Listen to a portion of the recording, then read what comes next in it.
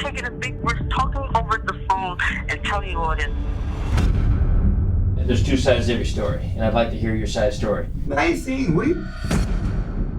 We'll get a lot of people coming over here banging on the door, but somebody had robbed it. William had been a loan shark, which would definitely give a motive for somebody in order to kill him. What have you heard happen? It was obvious that she was withholding information. We have a lot of unknowns. It just adds another layer to our investigation. Man, they found his body in the trunk of a car. There is blood all over this house. You can leave. I ain't going back in. If William was killed, this could have been the exact spot where it happened. Things can get out of hand real quick.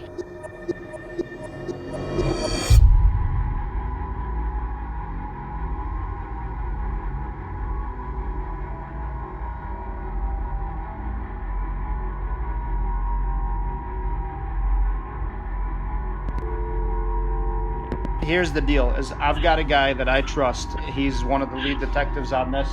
Would you be willing to talk to him and your name would stay out of the whole thing? Okay, if I talk to anybody else who won't talk over the phone, I see somebody's face and know that I'm talking to them. I got you. You know what I'm saying? If you help us figure out where this dude's body is, we're not going to name you up. We're going to keep things quiet. So do you have any idea where this guy's at? I caught what I could catch, and I don't want to know. And I'm taking a big risk talking over the phone and telling you all this. And I hear this man coming up the stairs. I'm going to have to get off this phone right now.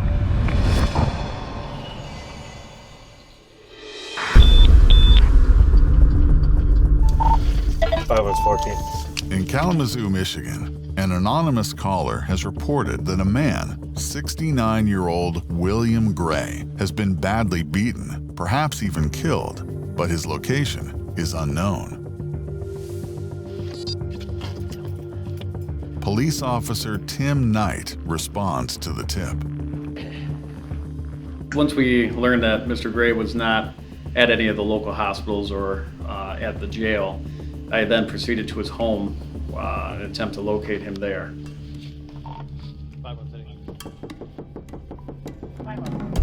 But upon knocking on the door, I did not receive an answer. Who are they? Oh, they blocked the driveway. Could be our callers, checking the welfare too. I'm actually trying to. My dad's been missing for a couple days. That's why we're here.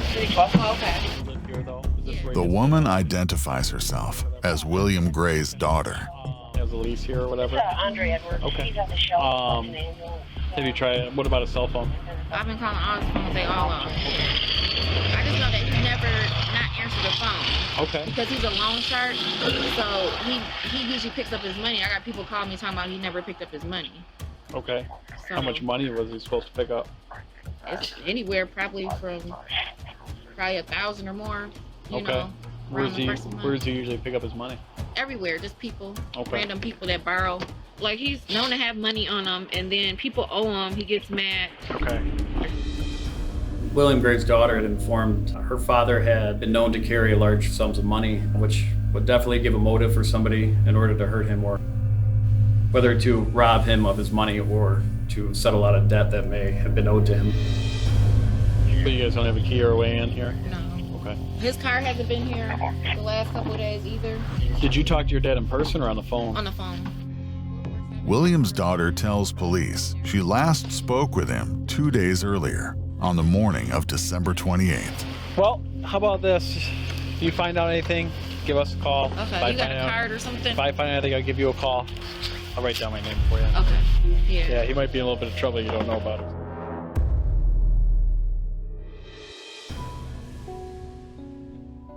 Will and I have been knowing each other for over 50 years. Back in junior high school, Will started dating my sister, and I dated his sister. And my brother wound up marrying one of his sisters. So William and I, we have a lot of history. William was a very caring person. He liked to eat. He'd make up a big batch of ribs, chicken, and he would go around to different people's houses that were not so well off, and he would share whatever he cooked for people. He was just that kind of guy where he looked out for people who weren't so well-to-do. He had a big heart, a big stomach, and he liked to drink his wine too. But he was basically a happy person who did a lot for a lot of people. I can't stress that enough about William.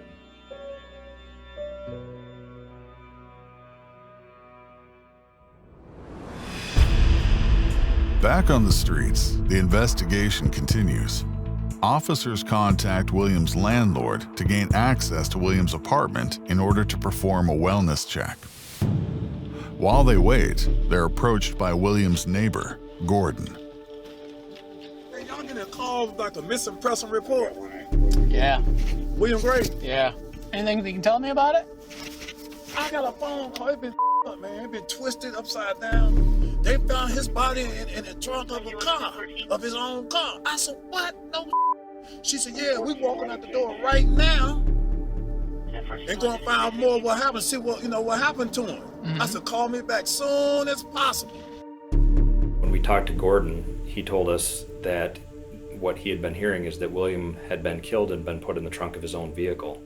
So at that point, it was trying to figure out what vehicle does William drive? Does he own more than one vehicle? Because at this point, we're thinking if we find William's vehicle, we'll likely find either evidence or William himself. Gordon tells investigators William drives a 2009 white Chevy Malibu, but he's not sure if the rumors about William's death are even true. He either not dead, or somebody made a lie up.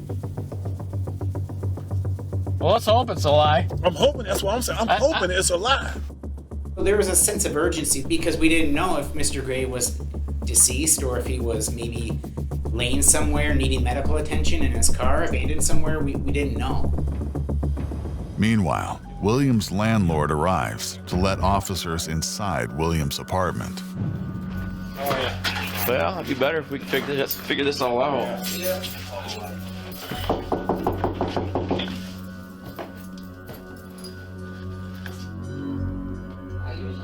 City 30.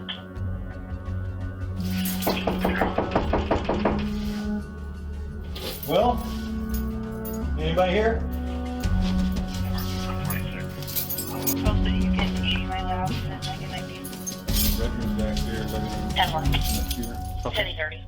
So when we get into William's apartment and are looking around to the officer, nothing looks disturbed. There's no signs of forced entry. There's no sign of any sort of a struggle in the apartment.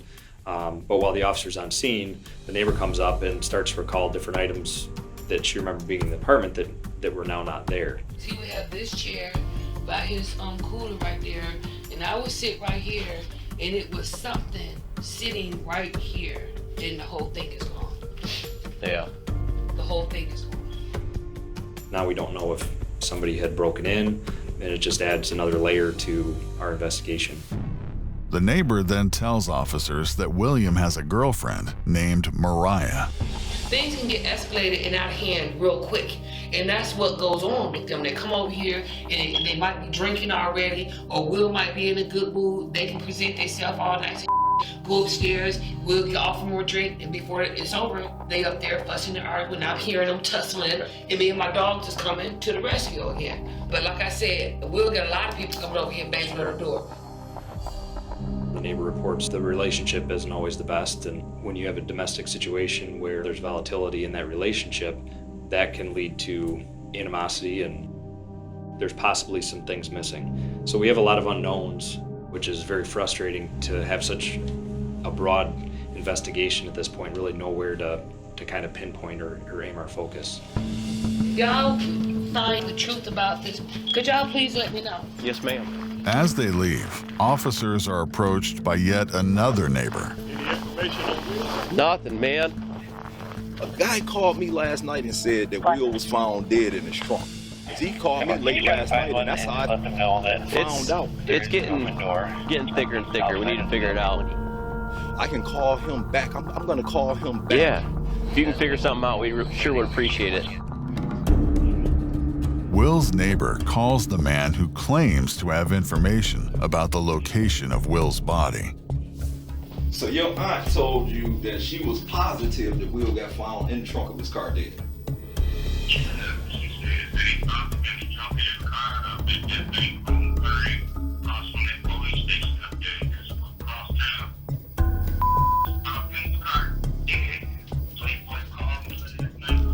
So you saying that they found him by that Happy's Pizza down there on Weston?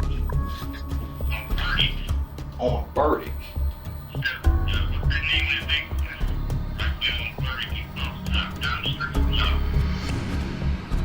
Not just because someone might believe that somebody's dead, they might not be. It was obviously very urgent that we needed to find him and his vehicle in hopes that he was still alive.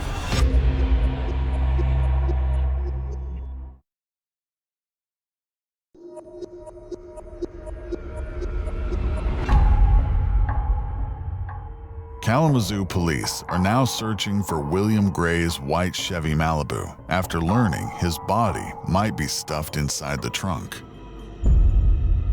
So I just got done talking with a guy who lives downstairs, and he gave me the number and the guy's name that called him and told him about Will. Said somebody killed Will with a knife, shoved him in a trunk of his car in Burdick and Crosstown at a bank. That's all I got, though.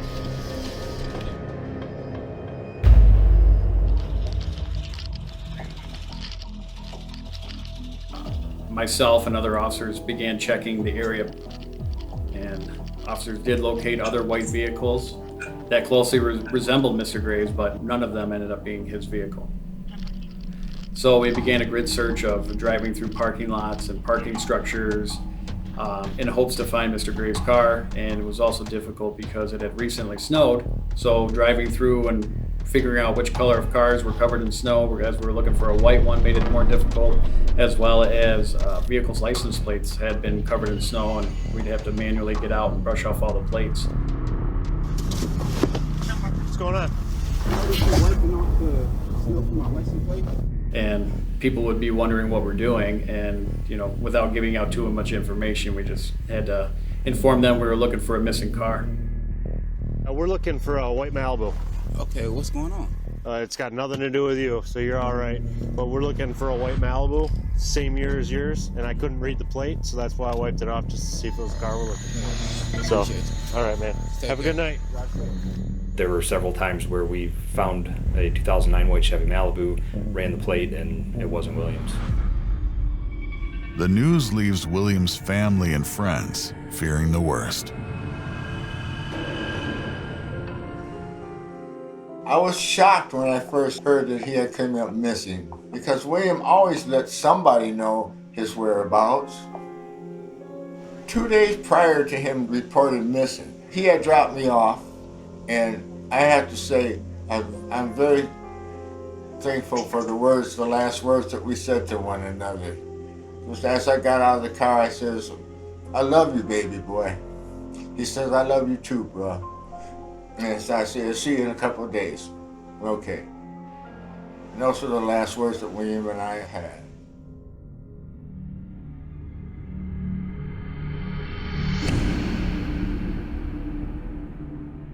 Unable to find William's car, investigators set out to find his girlfriend, Mariah. They start by speaking with her circle of friends. One of those people that we found was Jules, who is a good friend of Mariah's, and she agreed to come into the department to talk to detectives.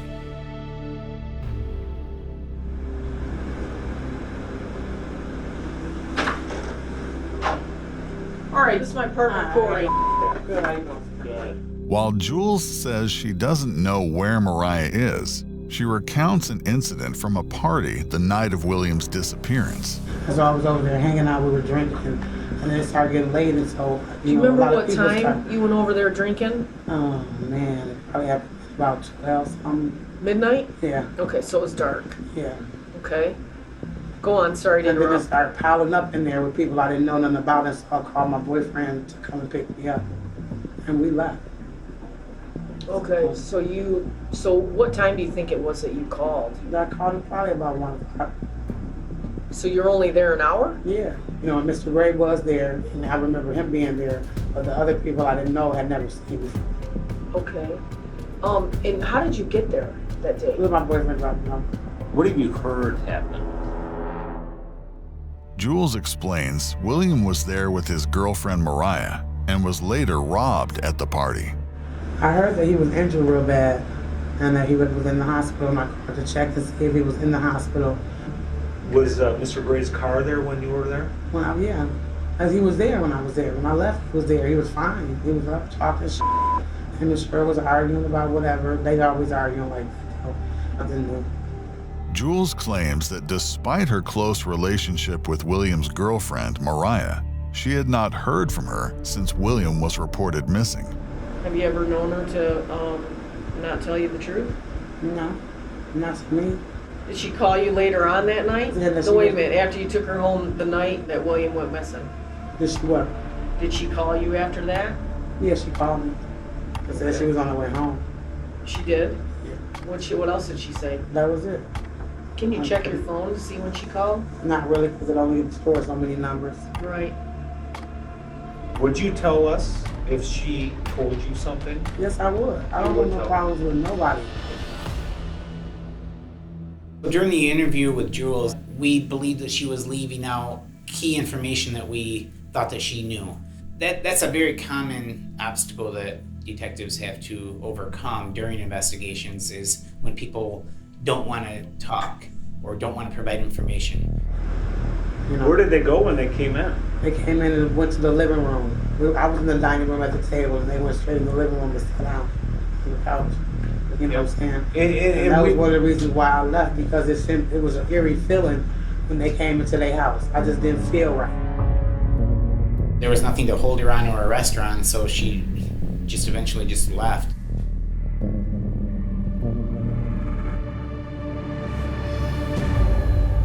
Investigators next head to the residence where Jules claimed the party took place, a house rented by a woman named Sarah.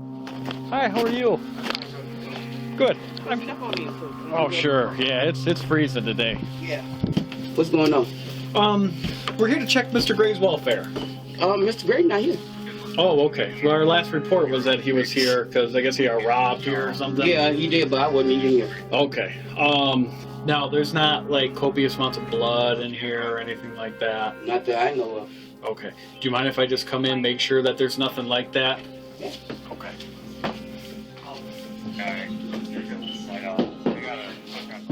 And while searching the residence, as she allowed us to do, I noticed a smell of like cleaning solvents, almost like the effect of pine sol, that the house had been recently cleaned. And I began informing Sarah that we had reports there was an assault that took place in her house, and that there was a report of a lot of blood that had been shed during this assault.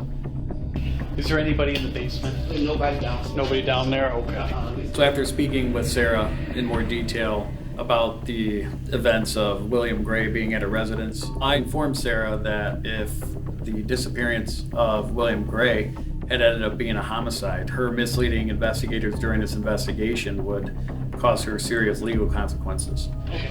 Well, here's my concern, okay? I've got a large amount of family members of Mr. Gray's that are getting word that something very bad has happened to him. Mm-hmm. Okay. And we're getting told that whatever happened here at this house. Okay. Okay.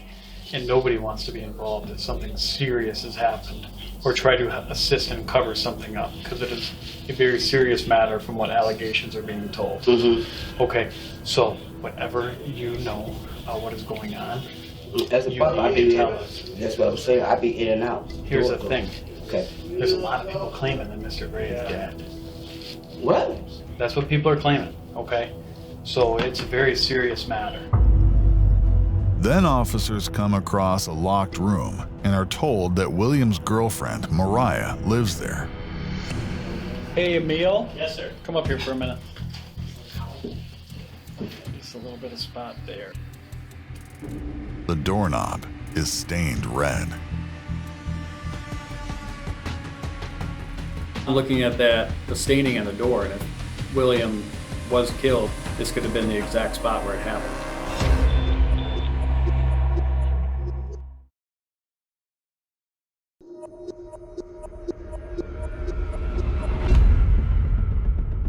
Kalamazoo public investigators have just located what appears to be blood where William Gray was reportedly robbed.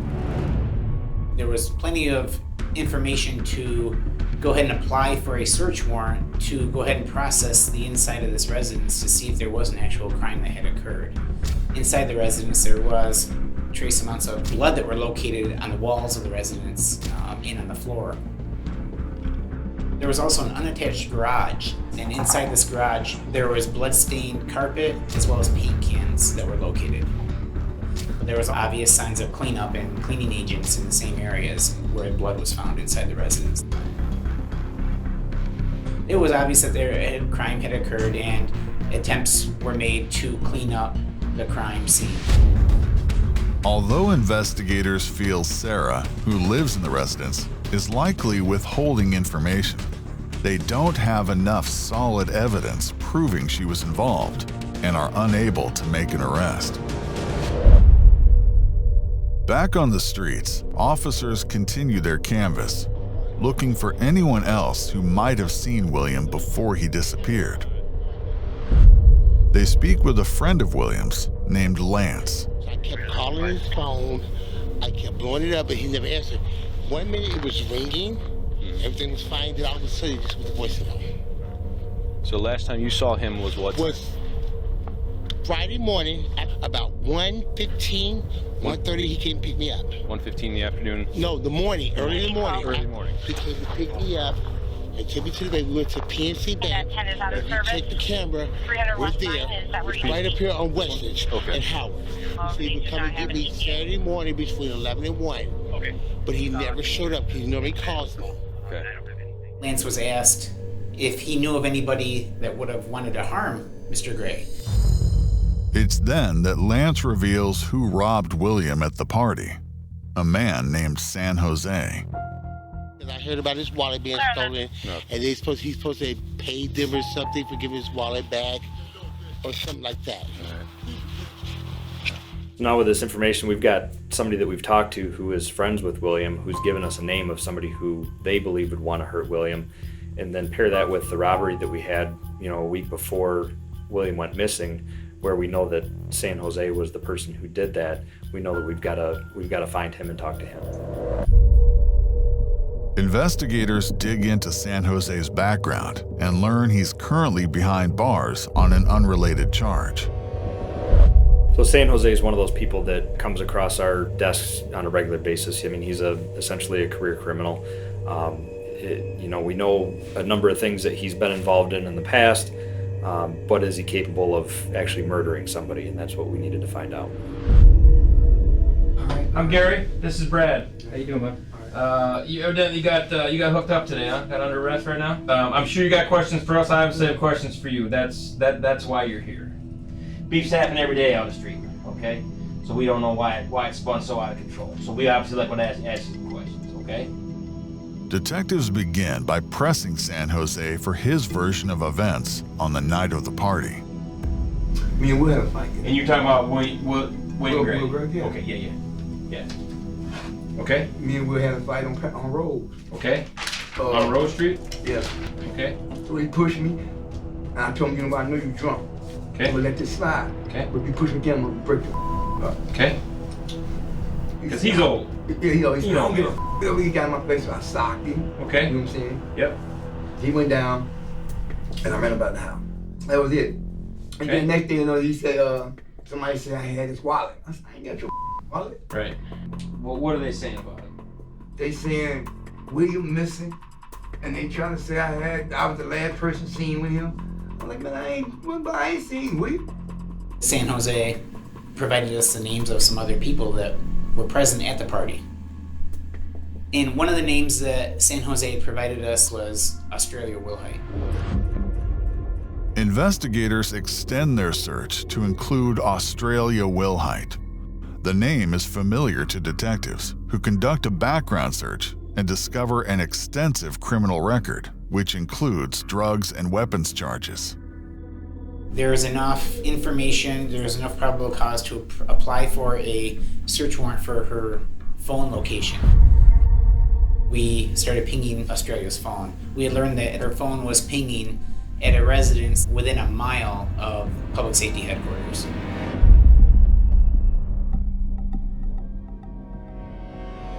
An additional warrant is granted to search the residence where Australia is holed up. Fearing she might be armed, a canine SWAT unit arrives and sets up position outside the residence.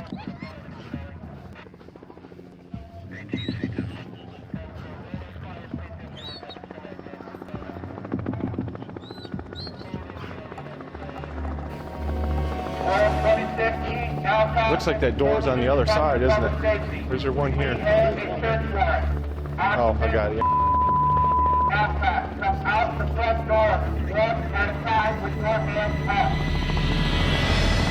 All members of the public inside the house are instructed to exit the building. Okay, come on. Slowly walk out. Keep coming. Hands up. Hands up. I got the blood. Keep coming around. The reason that the SWAT team and the K9 unit was used was so they could go ahead and make entry during the service of the search warrant, make sure that it's safe and everybody inside is secure, so that way investigators and detectives and lab techs and specialists can go in and process the scene and detectives can search and interview people. Easy. Little did we know what we'd find inside, though.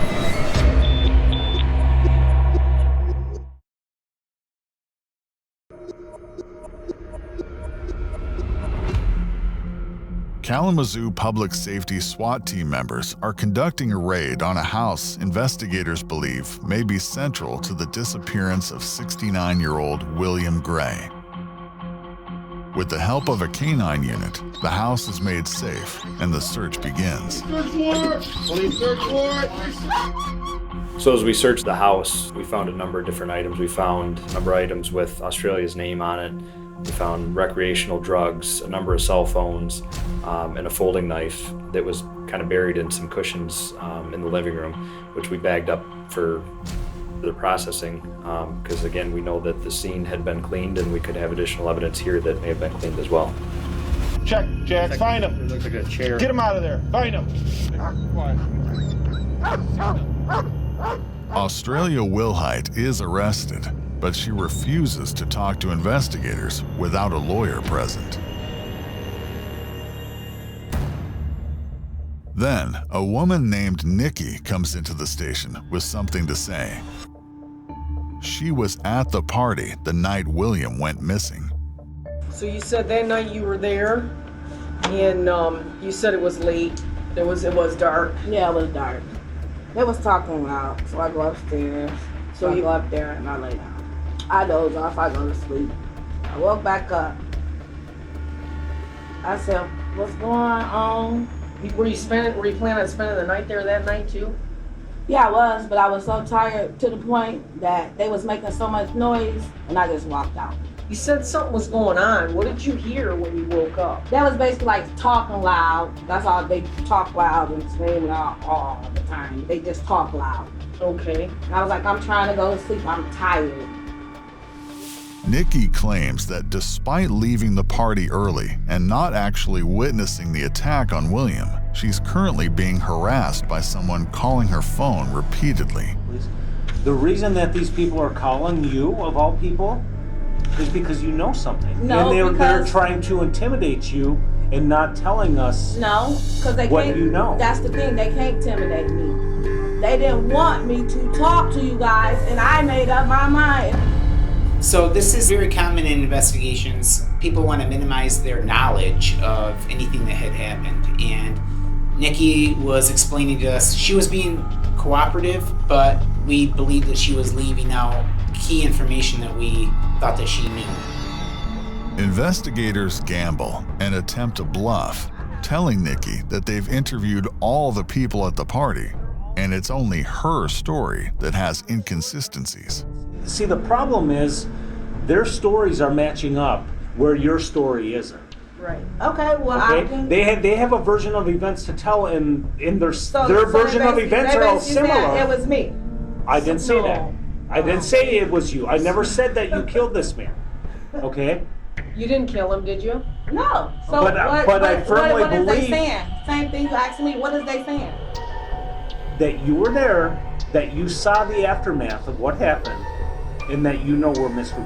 William might be. No, I don't. Okay, well, okay, then let's disregard that part. Did you see the aftermath after he was beaten up? After he was beaten up? Or killed? No. There is blood all over this house, okay? It would have been impossible for you to walk through there and not see something. Whatever they told you, that's a lie. Okay.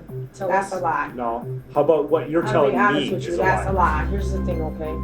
I can tell that this is weighing on you. I know it is. That's a lie.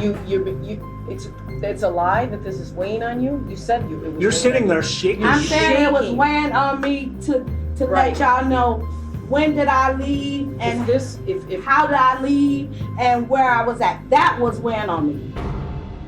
Detectives press Nikki to come clean. Technology nowadays, like your cell phone, when you make a phone call with your cell phone, we can get information from the phone company, okay, which will give us a cell phone tower, Okay, and we'll be able to put take you in this- certain you can take this locations. phone and do what you gotta do because people been calling my phone, telling me what's going on.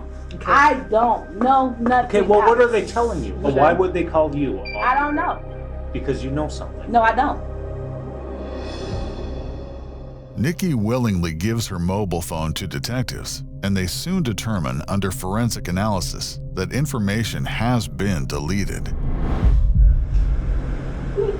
I've been doing this job for 20 years, and I've seen a lot of people suffer because of this type of stuff. It tears people apart.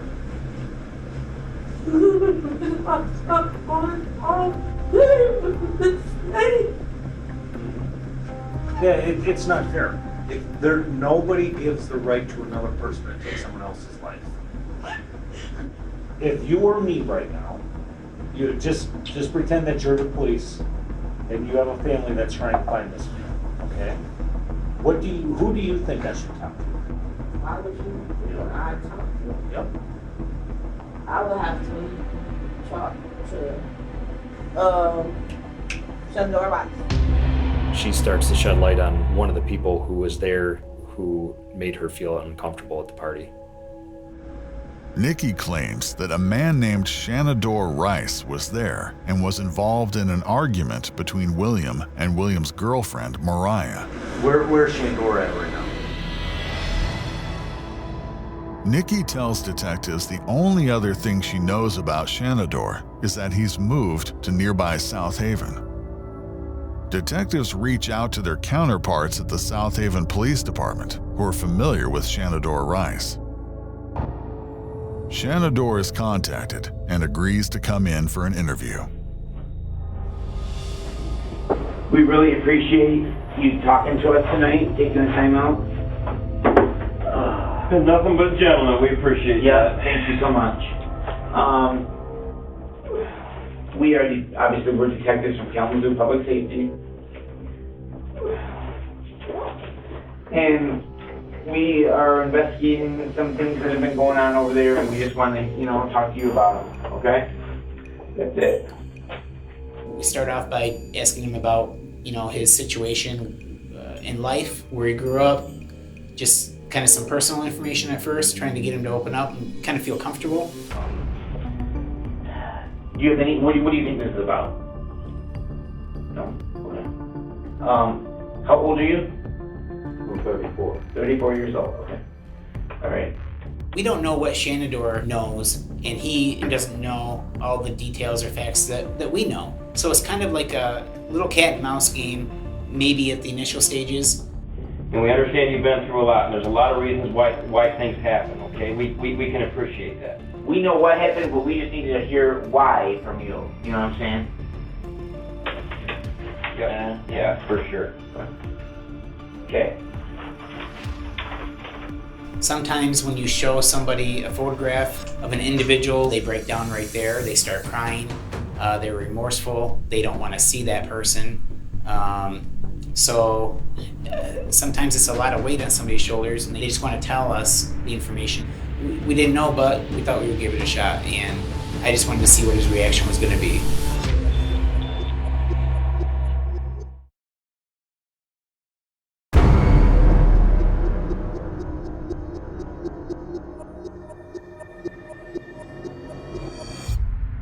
Entering the second hour of their interview with Shenandoah Rice, Kalamazoo detectives show him a photograph of William Gray, the man Rice was seen arguing with prior to Gray going missing. That's William. That's his name? Yeah. When I showed the photograph of Mr. Gray to Shenandoah, he asked who that person was. And when I said it's William Gray, he said, "Oh, was that his name?" That was important to me because he referred to Mr. Gray in the past tense, like he wasn't with us any longer. That's William. That's his car. How do you go right? It's his car. That's his car. Okay. That's crazy. Yeah. Now, You know Mr. William? He attacked me. He attacked he you? attacked you? Well, okay, how? How did he attack you? He attacked me with a knife. Okay. When? I don't know, man. Like I told you, Ken, there's two sides to every story. We want to hear your story. Look, man, I was on drugs. What kind of drugs? Methamphetamine. Okay. Ice. And alcohol. From that point on, Shenandoah acknowledges that he was inside that address on North Rose Street that night with Mr. Gray. He says that there was an altercation, but he paints a picture of self-defense by saying that Mr. Gray came at him with a knife, and which is common. People want to minimize or de-escalate the situation to make it paint a better picture for themselves. Shenandoah admits beating William with his fists. Were you hitting him with your fist or were you hitting him with something else? No, I was hitting him like this. No. No. Did you use any other objects besides your fist? No, this. Just your fist. We're to the point where you were striking William on the ground in the head, correct? Yeah. Okay, with your fist. And then he's gurgling on blood, like kind of choking on blood. Right. Okay? Not only does he admit to striking Mr. Gray in the face and in the head multiple times until he's deceased. Now, her name I do know. What is her name is the only name I know her. He also implicated Australia Wilhite.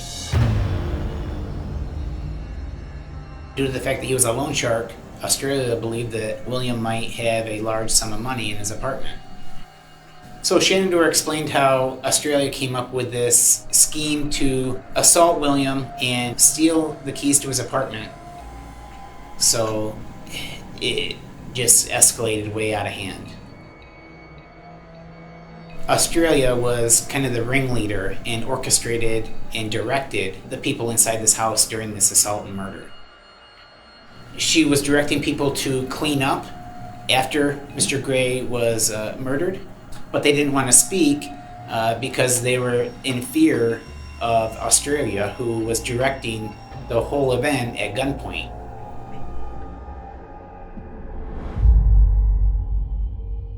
Do you remember parking that car there? It's in a parking lot at that hospital.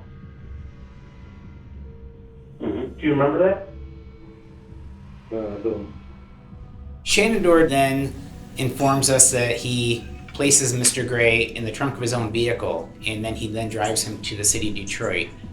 In the city of Detroit? Or where? Huh? Yeah. Okay. I'm going to pull up a map here. Investigators travel to Detroit to recover William's body. The decision was made to take Shenandoah with us so he could direct us to where he placed Mr. Gray. Shenandoah leads detectives to an abandoned house located in the north end of town.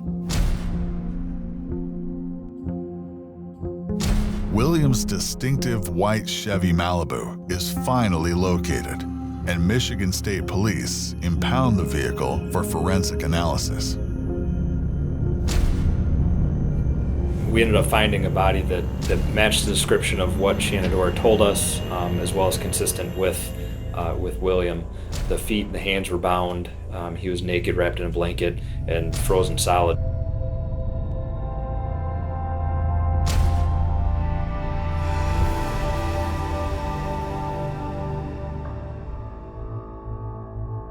Shenandoah Rice pleads guilty to second-degree murder in the death of William Gray and is sentenced to a minimum of 20 years in prison. Australia Wilhite pleads guilty of being an accessory to murder and is sentenced to 4 years. This case was memorable because it involves people like Australia trying to intimidate people and not cooperating with law enforcement or the police. Some people had no reason to not cooperate, but they did it in fear of her. And this case very well could have went unsolved without the investigation being pressed on and not stopping with the investigation.